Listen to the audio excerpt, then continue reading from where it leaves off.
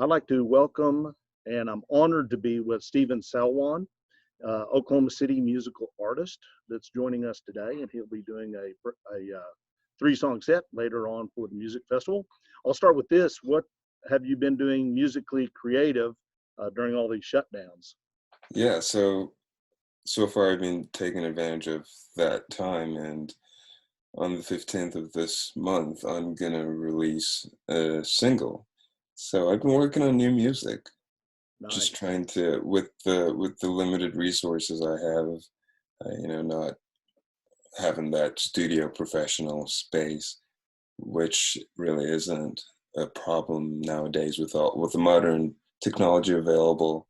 I've been able to get some recording done and also reach out to some of our Oklahoma communities and societies, whether it's Scissortail Park or Factura Obscura, and where they would allow me to do online concerts and reach out to their online fan base. So it's been a very creative process throughout this whole economic situation. Kind of allowed you to slow down and really kind of reflect on your music, it sounds like. That also, yeah, I've yeah, Tell it's us been. about yourself. Are you Oklahoma City born and raised? So I grew up in Lagos, Nigeria. I came here when I was roughly 13, and I just got into the music scene just due to the passion which is already instilled in me for music. Having a musical background with my family as well. My dad actually, well, I think he still does, but not as a main hobby or main activities as of recent. But he grew up in the music scene as well, so I kind of followed after that footstep and started to create my own branch out once I started listening to what's on the radio and just new music out there, whatever would come my way. And so I'd get influenced by that, and that has kind of nurtured the current situation I find myself in. When you moved from Nigeria, was it to Yeah. Oklahoma or where was the first? All right. So yeah, I moved straight to, yeah, for the most part, just lived in Oklahoma, and I've been here for over a decade now. Was that a culture shock moving from? Yeah. It in good ways and obviously not so great ways. Just having to change a lot of mindsets and change my friends and change a lot of things. Those are changes that can be good and sometimes heartbreaking. But yeah. Do you try to maintain your Nigerian roots within your music, and do you feel like your listeners uh, can pick up on those types of things within your music? Well, yes, I would imagine that some of the rhythmic patterns are reminiscent of African roots, and for the most part, I try to make that blend. It's not always successful, Yeah. but when it is, it's something I'm proud of, and those who tend to listen to it are either turned on by it or just have no idea what to do with it. So you've kind of hinted at a description of your music. I would describe it as a couple things: smooth Yeah, lyrics, sure. heart-filled stories, and pure musical talent. How would you describe it? I'll take that. I'll definitely take that. Well, I would just say that my storytelling is just uh, the way I write is it's all about the combination of all the experiences I have come through, and like you said, it is very smooth. My vocal range kind of permits me to go that route, and experimental is the word I'm looking for at this moment in my life. It is very experimental because it tends to go from phases to phases. If you were to look at my recent EP or listen to my recent EP, whether it's last year or the year before, and there tends to be this drastic change in creative freedom, so to speak. And I'm trying to limit that so that I don't throw people off so much Yeah. moving forward. Yeah. It sounds like you, as a musical artist, are willing to take some musical risks within your music as well. And I would be surprised. Well, I would encourage people to do so as well. I think it's a beautiful thing. Some people tend to equate that with being bipolar, but I don't think that's the case. I really think I imagine like eating food. Imagine eating the same kind of food throughout your life and not changing it up just because, you know, it's it's what you always wanted and you never really want to eat anything else. That's the equation, even it's a bad, awful analogy, but that's, I consume it and I consider it therapeutic. Therefore, I have to explore and see what works for me and what doesn't work. Obviously, the main goal is to get the audience, the people who I tend to play for or who I want to listen to enjoy the music. So I have to find that right balance too, so that it's appealing to them. They can enjoy what they're hearing, and I want them to feel like they are learning something new from the creative freedom that's being explored. Well, I think long terms, when you look at bands that have been around for a long time, Rolling Stones, Yeah. U2, there's an evolution in their music. Some would Yes. say, oh, you've changed dramatically from this album to the next, but you can see and hear strands of their originality throughout from the beginning to the end. So I think you're going through a constant evolution, and you're right. It is the analogy of eating different foods. I think it's right on. You have to have variety for yourself and I think for your audience as well. So you've I think are truly a storyteller through your music. And what or who inspires you to tell the stories you tell through music? So I started off listening to a song by John Mayer. Oh goodness, I think it's titled "Bigger Than My Body." And when the first time I listened to it, I loved the progression, and I decided to sit down and look at the lyrics, and I was just amazed by the just the beauty of putting things in concept. I tend to be, when I started writing it, it tended to be more literal. Like, I walked down the street today and I did X and Y. And so put something in context and say I'm bigger than my body. And it's like, well, it's always, that's not literal. And so it's like, okay, I understand. I appreciate that concept. Um, so I started listening to a lot of poets. Leonard Cohen comes to mind, the singer for Hallelujah, Yeah, well-known artist. Even female artists like Katie Tunstall. She's a very sophisticated singer-songwriter, and so folk for the most part tend to have narratives that are rich in context, and I truly appreciated that. And being in Oklahoma, it just felt like the right place to explore that too, folk music. And so yeah, and Rhythm and Tan, yeah, likes of those. I enjoyed. nice. You have collaborated with some wonderful musicians over the Yeah, years. Can you share with us some of the people that you've collaborated with uh, on stage, and also you've recorded with some as well?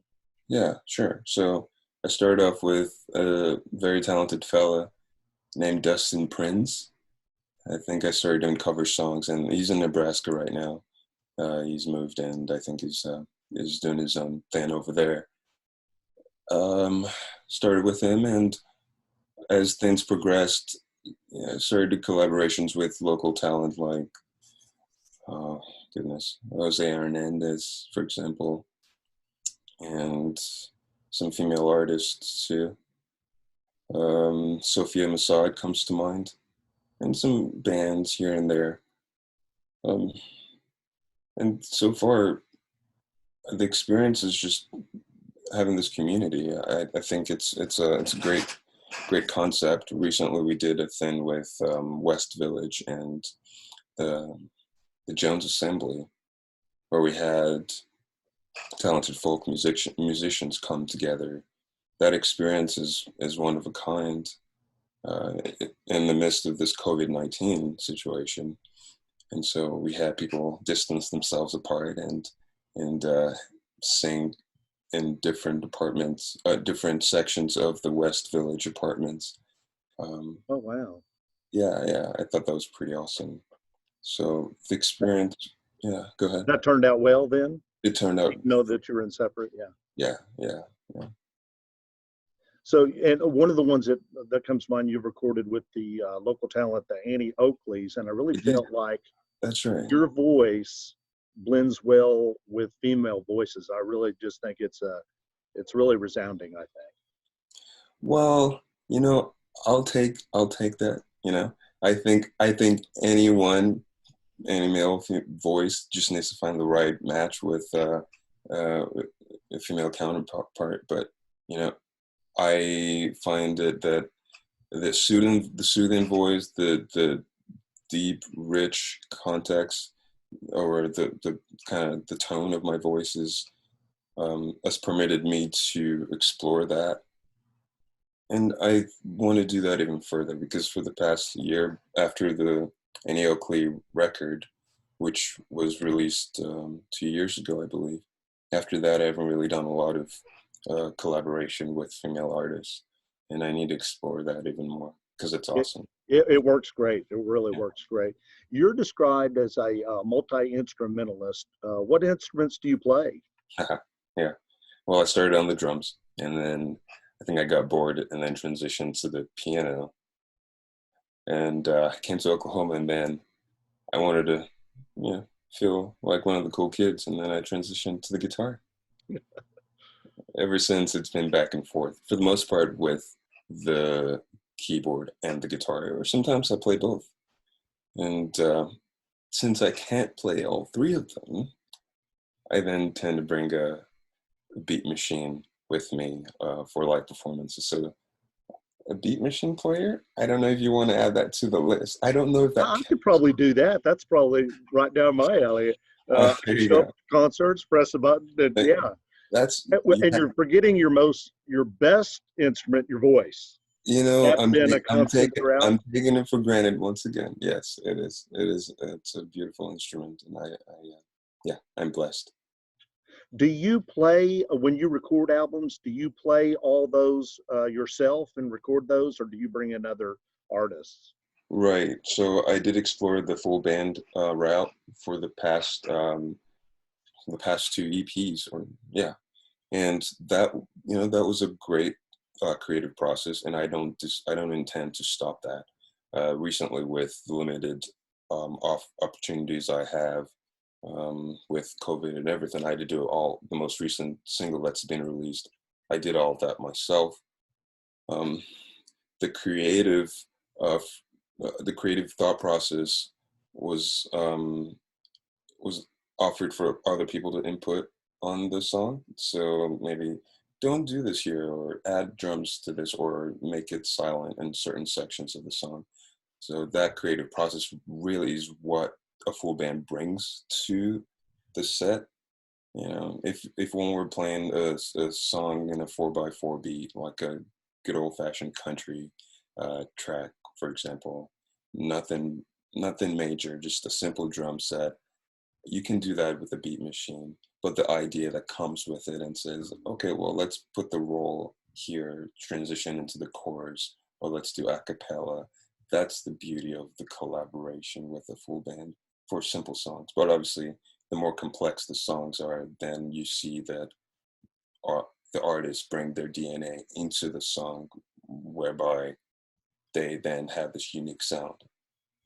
For the most part, for example, this song that I will be releasing, it's fairly simple to play with regards to chord progression. And I like that. That's what I wanted for this song. So, for the purpose of a full band, I don't intend to stop it. Yeah. So when you're performing your live performances, you did the Scissortail Park performance by yourself. Do you work primarily as a solo artist, or do you bring in musicians for your live shows, or do you mix it So up? Yeah, it also varies. If I were playing at a full, if I were playing for an event that requires a full band, I do have talented fellas who are willing to jump on that. My brother plays the saxophone, and I usually frequent with a drummer, Ethan Neal, and I think he plays for I'm forgetting his band. It's a good plug right now, but when I remember, I'll blurt it out.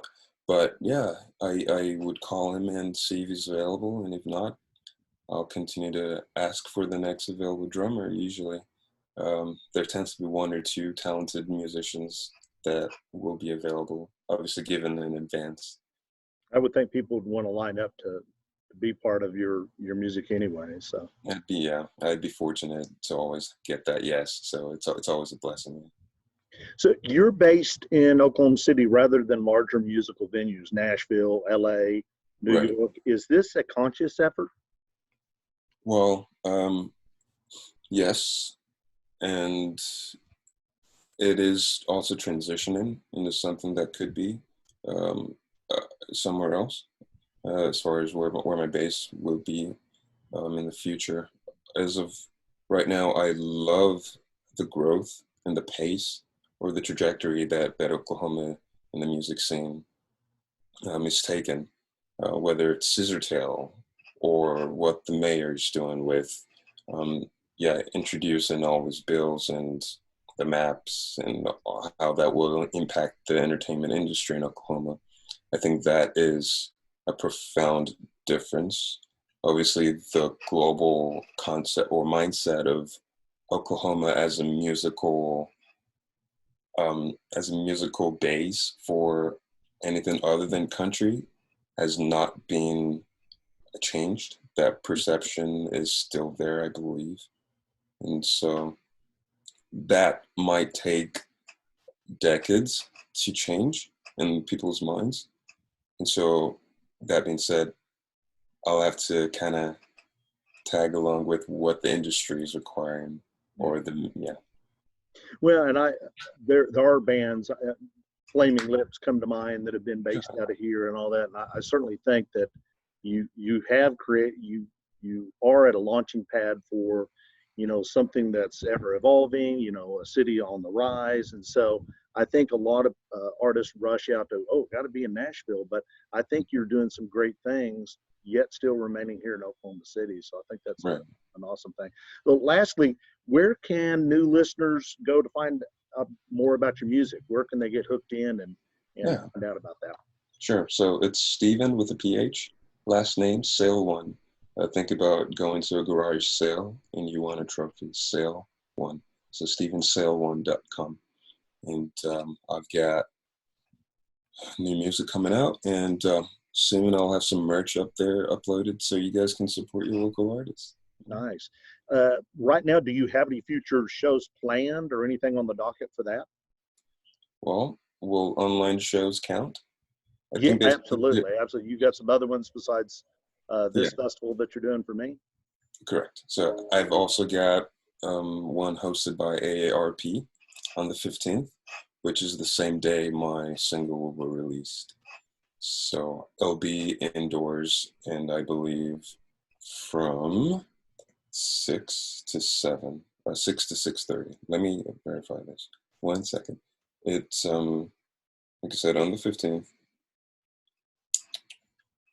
I could have sworn I had it written down, but I don't. But and I can put a link up to that because even that will be online even after the event is over, right? That is correct. Okay, yes. Great. Well, thank you so much for taking the time, and I look forward to your performance for the Human Together Virtual Music Festival. Absolutely. Thank you. It's been a pleasure.